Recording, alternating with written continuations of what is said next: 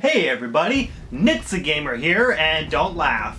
So previously on Nitsa Gamer, we reviewed Uncharted Drake's Fortune and Uncharted 2 Among Thieves. And now we are here to review Uncharted 3 Drake's Deception from the Nathan Drake collection. So if you watched my last two reviews, then you would probably know that I really enjoyed these games. And even though the first one had flaws, I still recommend it. And the second one is so damn good that it's probably become like my top 10 favorite games of all time. Or top 20, I don't know, I haven't played every single video game ever made. So, how is Uncharted 3 gonna hold up to Uncharted 2?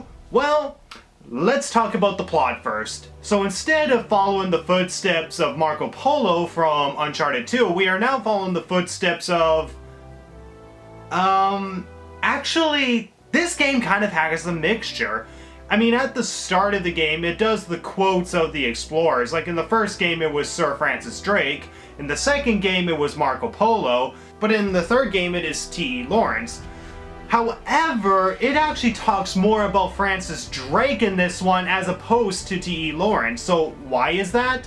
Well, the reason why is because Francis Drake actually has half of what Nathan and Sully are looking for in this game, whereas T.E. Lawrence has the other half. So when you combine these two halves of the clues together, then they are one step closer to finding the Item of the Pillars. So the game starts off where we have Nathan and Sully that go to a pub in the middle of London to trade Francis Drake's ring for a bunch of money. But of course, once Nathan and Sully realize this is a forgery, that's when shit breaks loose and you are starting off with brawling with these guys. So yeah, it's interesting in how the first game literally starts off with you shooting up all the pirates on the boat. And the second game, which is definitely one of the best openings in video games ever, has you climbing a train while crap is falling on you. But in this game, you actually start off with punching bad guys. So yeah, while it doesn't surpass the opening of the second game, it still is a good way to start the game, as there is an update to the combat system.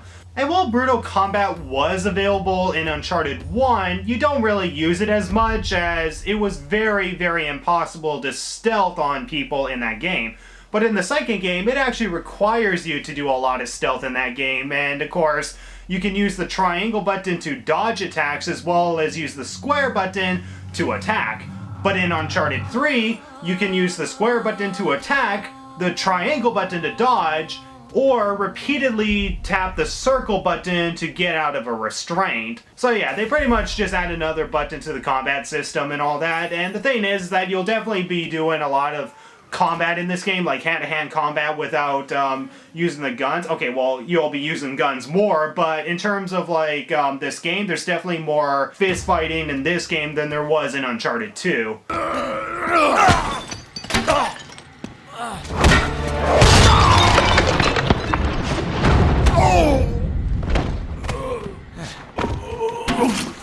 okay in there? You hurt? Just my pride. They're gonna need a plunger. Come on. Let's go, Nate. Here. And get out the back. And yeah, I'm not sure how much I can really explain more about this plot without giving too much away, but pretty much the bad guys in this game are led by this woman named Catherine Marlowe. And if Marlowe sounds familiar, which probably doesn't, Marlowe is actually the last name of a secret agent of Queen Elizabeth back in the 16th century. So yeah, technically Queen Elizabeth is indirectly the antagonist in this game. And I thought I would never have a reason to punch Queen Elizabeth, but now I do. But we also get flashbacks 20 years ago to where Nathan Drake was 15 years old. And this is where we discover how he first gets Francis Drake's ring and how we first meet Sully, which is actually a really interesting backstory and all that. And my only complaint with this backstory is that it is very slow. For the most part, you'll just have Nathan walking through places, and honestly, when you're doing the gameplay of this, it gets pretty boring very fast, and the only moment where anything gets exciting is near the end of Chapter 3, and of course when cutscenes are happening. But it is actually quite interesting to see how Sully and Nathan first meet, and of course how he gets Francis Drake's ring. And it's interesting how in this game, they're talking about how Francis Drake had this possible conspiracy or treasure that he was looking for when he was in the middle of the seas, which would have taken him like a month to travel, but actually took him 6 months according to historical records. So it was quite possible that Francis Drake is actually hiding something from Queen Elizabeth during this journey. And the interesting thing is that Francis Drake did have another treasure that he was going after, which was back in the first game, and that was when he was seeking El Dorado. And that was where he faked his death in the lead coffin, and of course ended up dying in El Dorado. But of course, this is not the treasure that they're talking about. And while it's one of the treasures that Francis Drake was going after, Francis Drake was also going after the Iron of the Pillars, which of course is something that he's keeping from Queen Elizabeth, and the further you get into the game, you'll realize why Francis Drake turned his back and tried to hide any evidence of his journey to find the Iron of the Pillars. And yeah, we get to see Chloe once again from Uncharted 2, and yeah, her appearance is not really long in the game. In fact, she's in the game for quite a short time. And then we also get introduced to a new character named Cutter, another bad guy by the name of Talbot, and of course, halfway through the game, Elena Fisher herself. And yeah, just like Uncharted 2, we get to go to various locations, such as London, France, Syria, and a bunch of other locations in the game. But if I have to be honest about this game, I think I'm already getting into the review aspects of the game, as there's really not much summary that I can actually summarize without giving away too many spoilers, is that, I will be honest, Uncharted 3 is not as great as Uncharted 2, but it's definitely better than Drake's Fortune, that's for sure. Because in terms of locations in this game, there's definitely a lot more variation than there was in Drake's Fortune, but in comparison to Among Thieves had a lot more variation on where you can go to, whereas Uncharted 3, it does have variation, but a lot of the locations do feel the same. Where it's very sandy, where everything's in ruin, or everything is mostly dark, even if you're in a bright place. I mean, the graphics and the visuals are gorgeous for sure, but in terms of what we see in this game, there's just not as much variation as there was in the second game. And on top of that, this game can be easily forgettable in comparison to the second game. I mean, I definitely memorized Nathan's journey in this game a lot more than I did in Drake's Fortune. But when I played Among Thieves, I pretty much remember everything Nathan went to and what actually builds him up to actually finding the place that he needed to go to. Whereas in this game, the plot is kind of all over the place. And the thing is that if you do watch the cutscenes and all that, when you see it a second time, the story makes a lot more sense. But the first time, you kind of start to lose the plot. Heck, even Sully admits that he is losing the plot. I'm losing the plot here. Remind me again why we're doing this? Now I feel for you, Sully. Now I feel for you. And yeah, as I mentioned with the 2 chapters that involve you playing as Nathan when he's 15 years old, he pretty much walks throughout the entire thing. And the thing is that most of the times it's kind of unnecessary. I mean, it would have been great if he could jog or something, but no, he doesn't. The game doesn't allow you to jog for some stupid reason. And the thing is that it does the same thing in a few other chapters, but there are some exceptions where it is necessary. Like one example is when Nathan is traveling through the desert. This is really necessary considering that A, he's out of energy, and B, he has no water, and of course C, he's all alone, and of course he's slowly hallucinating as he's going through the desert, so of course everything is going to drive him insane when he is trying to find out where to go. Shit. Should have been in the Navy. So yeah, in comparison to Among Thieves is still the better Uncharted game in my opinion. That is until Uncharted 4 comes out. I haven't played Uncharted 4, no one has, or well maybe some people have, but that doesn't matter. Haven't played Uncharted 4, so don't be comparing this to Uncharted 4 yet. But with keeping all of that in mind, there is better elements in Uncharted 3 that is definitely improved upon from Uncharted 2. I mean, for one, the combat is improved. As I said before, there's a circle button that you can repeatedly tap to get out of restraint, and when a bad guy throws a grenade at you, if you get close enough to the grenade, you can press the triangle button and actually throw the grenade back at them, which, Holy crap, that's actually quite amazing. Throwing a grenade that is already set to explode. I mean, that's actually pretty amazing, which actually definitely does help when you don't want to get out of cover, but sometimes it can be very tricky picking up the grenades, which can be very annoying when it kills you off. And because you're trying to pick it up and throw it back, it's more than likely that it's going to explode in midair and not get the bad guys soon. But if you do end up getting the bad guys back with their own grenade that they threw, then that's actually a pretty awesome feeling when you can actually kill a grenade that was originally meant to kill you. And yeah, the title, Drake's Deception.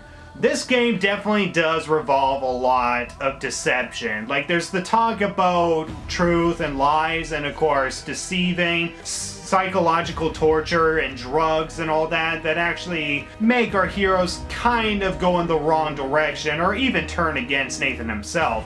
Like, Nathan actually hallucinates at least 3 times in this game, although the 3 times he hallucinates are actually done by different reasons.